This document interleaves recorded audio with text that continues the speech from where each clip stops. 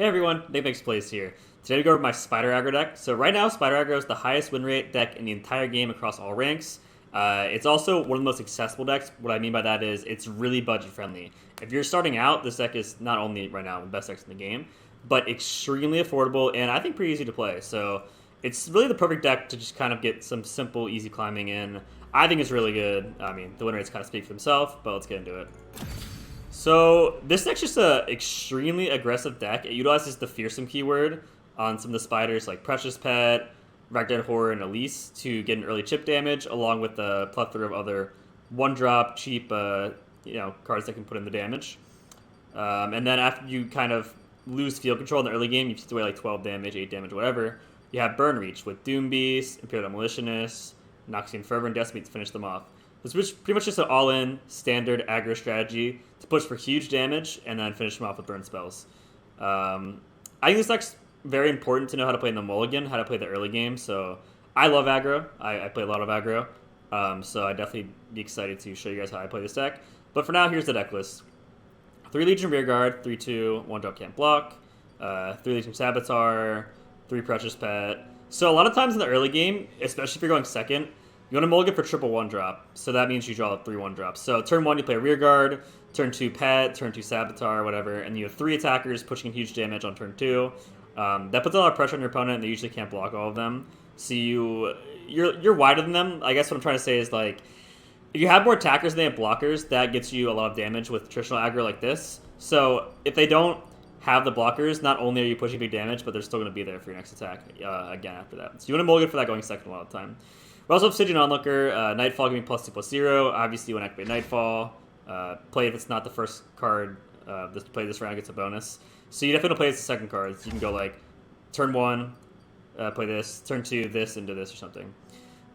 3 Ragdead Horror, just a 3/2 Fearsome Spider. 1 Brothers Bond. So I had a 39 card deck.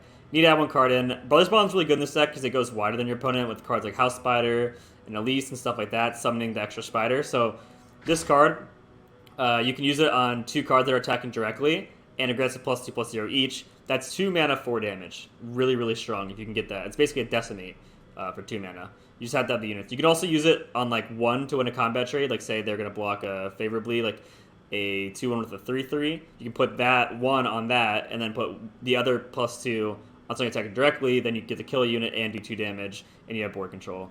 Also note it's Grant, so it is permanent. So I thought this was a good 40th card. I like it a lot. 3 Elise. So this is pretty much the best card in the deck, I think, at least. Attack someone attacking Spiraling.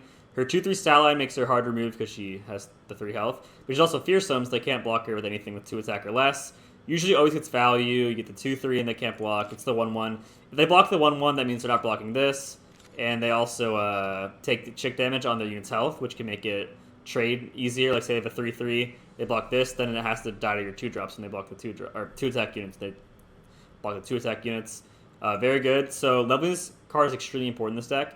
When you level her up, all spider allies have Challenger and Fearsome. So what you can do is you can play it on your defensive turns. You have 3 spiders. That's how she levels up. You level her up. If they have no Fearsome blockers, you attack with everything. If they do have Fearsome blockers, you just hook them away with your weak ones, like your Spiderlings, and then you attack directly with the 4-attack Release, and say like a 3-attack Friendly Skitterer or a 3-attack Ragdead Horror, and you guarantee like 7+ damage. It's really, really powerful in this deck.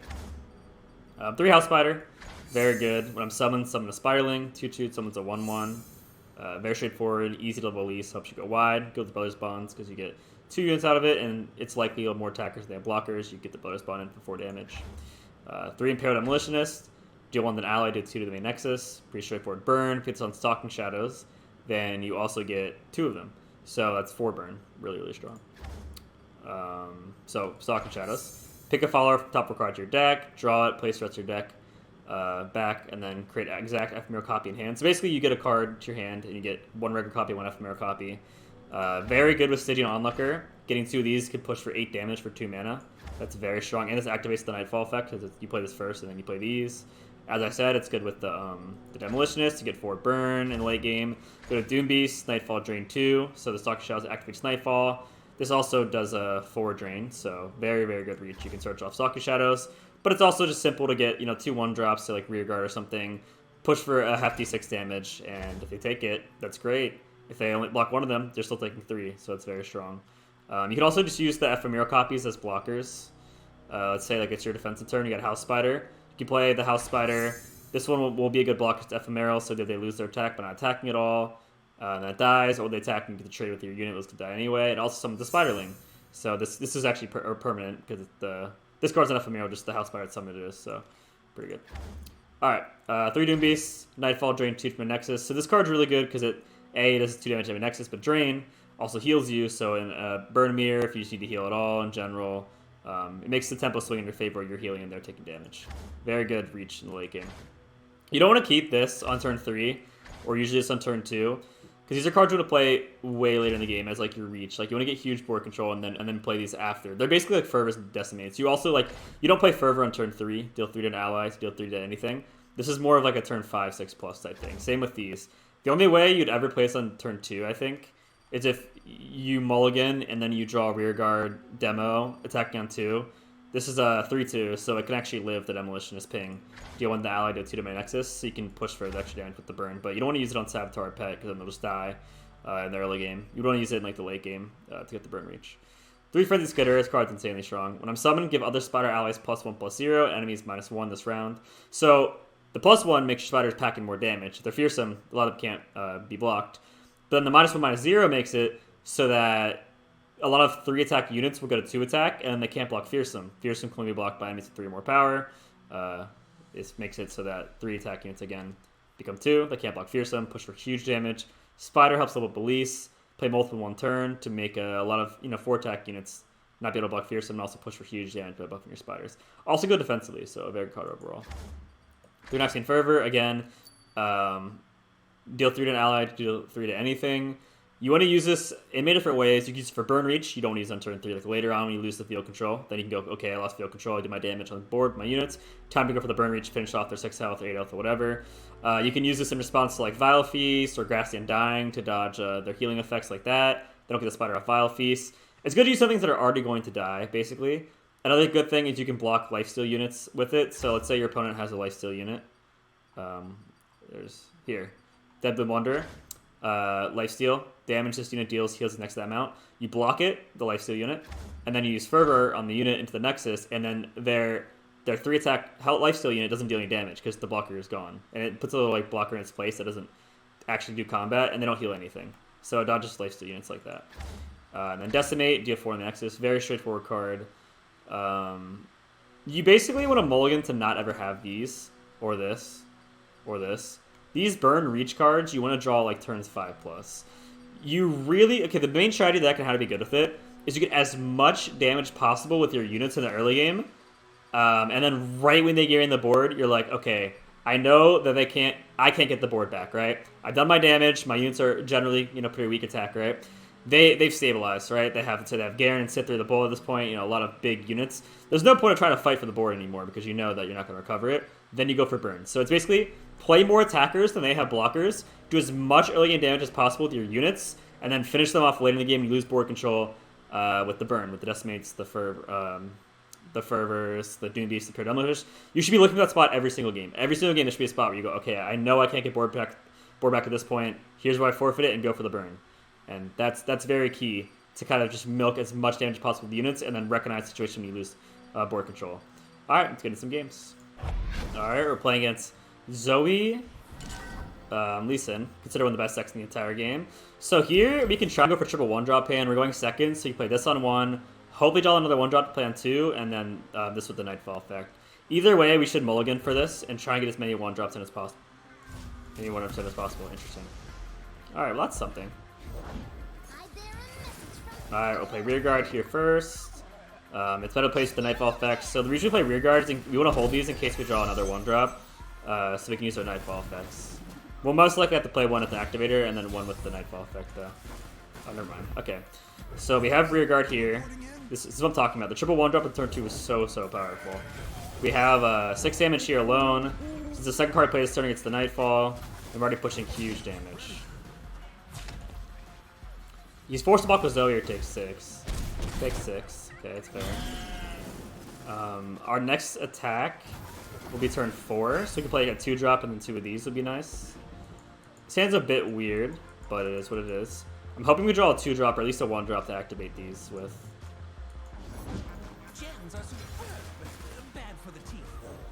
I guess we'll just play Skitterer here. Now he's forced to attack with this and have it die if he wants to buff the Zoe to get the strike for the super cool star chart. We'll block this so he has less blockers for our next attack. This obviously can block rear guard. Luckily he hasn't played Eye of the Dragon yet, so giving the gems won't really be able to make the Dragon Lane lifesteal units. Alright. Perfect, perfect. Alright. So we have Horror here, 2-drop with Fearsome. We're already packing on 12 damage, and then he has no idea what's about to hit him.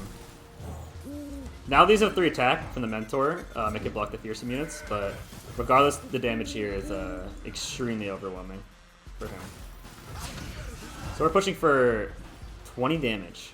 20 damage, which is a bunch of low-cost units. Pretty good. I mean, he can't keep Zoe here, he loses. Okay. So he goes to 4. He goes to 4 on turn 4 through a bunch of blockers. This is through, I think, a previous Mountain Goat, right?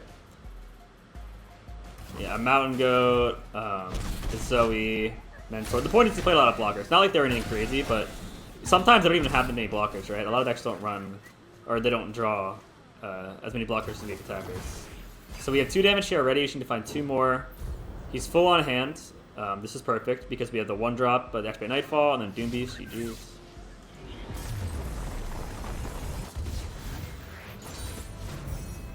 Alright, let's start playing a Spider Aggro Mirror match. Interesting. Let's see what we can do here. So, you really need the 1-drops, especially going first. It's kind of like essential. I'm afraid if I mulligan this, then we won't have a 2-drop. This is actually good in the mirror because I can't block it. I guess we're gonna full mulch. Elise is insane. We have time. We have extra draw to draw the 2-drop. And maybe without a 1-drop in the mirror, we're gonna be so far behind. So we kind of need a 1-drop, even if it's this, even if it's not that great. Okay, here we go. This is good. He can't block this with his 1-drops because it has the Fearsome, and the only 1-drop he has that has 3 attack is rear guard, but rear guard can't block. All right, so since we're going first, he should always be trying to catch up to us. It's pretty good for us, unless he's Elise. Elise is definitely scary. Interesting. We can maybe pack on a ton of damage on our next attack with these. Just a 1-drop, huh? Well, we need to block, or we're taking way too much damage. I don't like blocking with this because this can return the favor back to him. I don't know if he has another 1-drop or not. I don't know if I want to commit into it. I guess no matter what, we're doing this block, so we'll just play this here. Hope he doesn't have triple 1-drop. I'm sure he does, though, yeah. Alright, since he played 2 of these, I think we have to block back now at this point.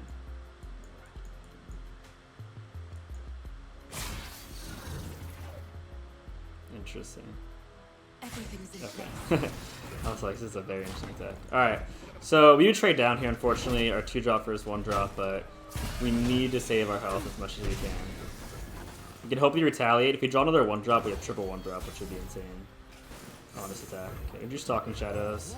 We'll just go Rearguard and Stygian. We can make the mana later for Brother Spawn and Stalking Shadows anyway. And overall, not that bad. This is really good defensively for him. He can trade here. He can't block this, but we're still behind on board now. And this can't even block at all, so he might just take this. Okay, yeah, maybe taking it was a bit much. He can take it. Okay, he's taking the role of the aggressor here. He knows that we only have 1 blocker now, and we can't block with this, and he wants to abuse the fact we can't block this. This is a great draw for the mirror match. So if he ends now, then he actually levels up Elise, which is terrifying.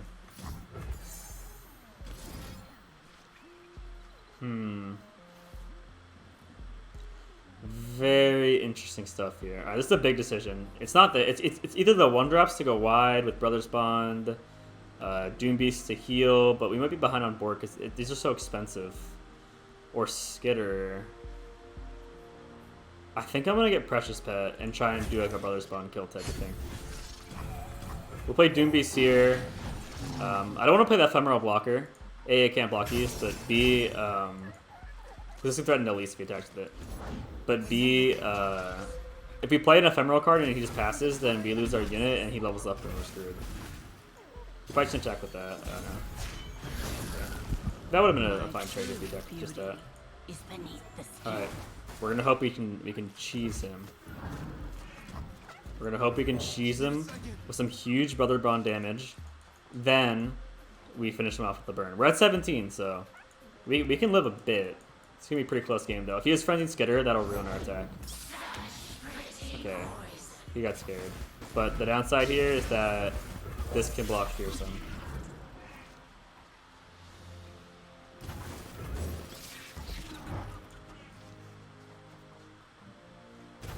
Yeah, we definitely want a full attack here. Trying to have more attackers than he has blockers. Maybe he'll be scared to block with some of these. Get a good brother spawned in. We could have held some back, but I think we held some back. Like, the way I want to win here is by scaring him into not blocking with this. That'd be and maybe not this either. I don't know. I just think we need to choose him with brother spawned here. He does have some pretty good blocks, but will he take them is the question. Like, I was afraid of him blocking like this, mostly. To just kill our 2-1, takes us directly, and like, if he just blocks these two, this, and then here, we're in a pretty rough spot, 'cause this dies. But, he wants to trade with Doom Beast. So he's being really greedy. We're pretty far behind, I think we had to take a risk like this. Alright, I guess we win. Probably. Okay, he could have Fervor. Okay. Yeah, he took the role of the aggressor, and we need to play out of what we had, so that's how we had to do it. Alright, GG's. Pretty easy, quick, simple. This deck's very straightforward. It's a very straightforward aggro deck. I guess one more thing I want to drill into your brains about this deck is make sure in the early game you're wider than them, you have more attackers than they have blockers. They can't deal with all of it because you're doing the chip damage. They can only block like 2 out of your 4 units or whatever. Then when they get regain field control, like round 4 or 5, you're like, okay, there's no getting field control back, like I know it. Time to switch to the burn strategy. You try to go for the burn. This is the highest winner deck in the game across all ranks. Very straightforward for ranking up. Easy to play. Easy to craft. The only champion you need is Elise. You start with 2. So this is beginner friendly and it's amazing deck. So I hope you guys enjoyed the video. If you have any questions about this deck, please let me know. I love aggro and I'm play this deck a ton. So feel free to comment what you guys would like to see in these videos, or feel free to watch me live. I stream every day at 6:30 p.m. EST on twitch.tv/NicMakesPlays. So hope I'll see you guys there. But if you enjoyed the video, peace.